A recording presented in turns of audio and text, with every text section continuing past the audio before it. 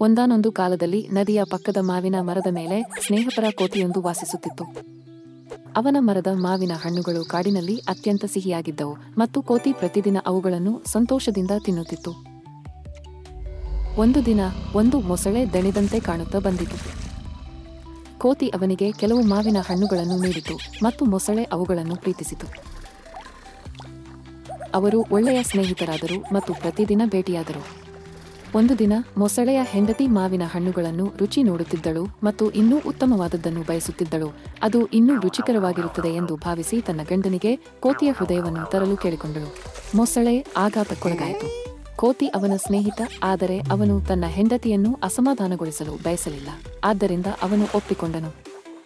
ಮರುದಿನ ಮೊಸಳೆ ಕೋತಿಯನ್ನು ತನ್ನ ಮನೆಗೆ ಆಹ್ವಾನಿಸಿತು ಮತ್ತು ಕೋತಿ ಅದರ ಬೆನ್ನಿನ ಮೇಲೆ ಹಾರಿತು. ಆದರೆ ನದಿಯ ಅರ್ಧದಾರಿಯಲ್ಲೇ ಮೊಸಳೆ ಕೋತಿಗೆ ತನ್ನ ನಿಜವಾದ ಯೋಜನೆಯನ್ನು ಹೇಳಿತು.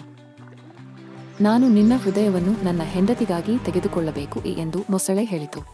ಬುದ್ಧಿವಂತ ಕೋತಿ ಶಾಂತವಾಗಿ ಉಳಿಯಿತು ಮತ್ತು ನಾನು ಸಹಾಯ ಮಾಡಲು ಸಂತೋಷಪಡುತ್ತೇನೆ, ಆದರೆ ನಾನು ನನ್ನ ಹೃದಯವನ್ನು ಮರದ ಮೇಲೆ ಬಿಟ್ಟಿದ್ದೇನೆ. ಹಿಂತಿರುಗಿ ಹೋಗಿ ಅದನ್ನು ಪಡೆಯೋಣ ಎಂದು ಹೇಳಿತು. ಕೋತಿ ಸತ್ಯವನ್ನೇ ಹೇಳುತ್ತಿದೆ ಎಂದು ಭಾವಿಸಿ ಮೊಸಳೆ ತಿರುಗಿ ನೋಡಿತು. ಅವರು ಮರವನ್ನು ತಲುಪಿದ ತಕ್ಷಣ ಕೋತಿ ಹಾರಿ, ನಾನು ನನ್ನ ಹೃದಯವನ್ನು ಮರದ ಮೇಲೆ ಹೇಗೆ ಬಿಡಲಿ?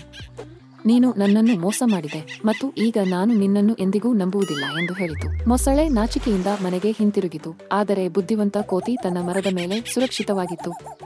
ನಿಜವಾದ ಸ್ನೇಹಿತ ಸ್ವಾರ್ಥಕ್ಕಾಗಿ ಇನ್ನೊಬ್ಬರಿಗೆ ಎಂದಿಗೂ ನೋವುಂಟು ಮಾಡುವುದಿಲ್ಲ ಎಂದು ಕೋತಿಗೆ ತಿಳಿದಿತ್ತು.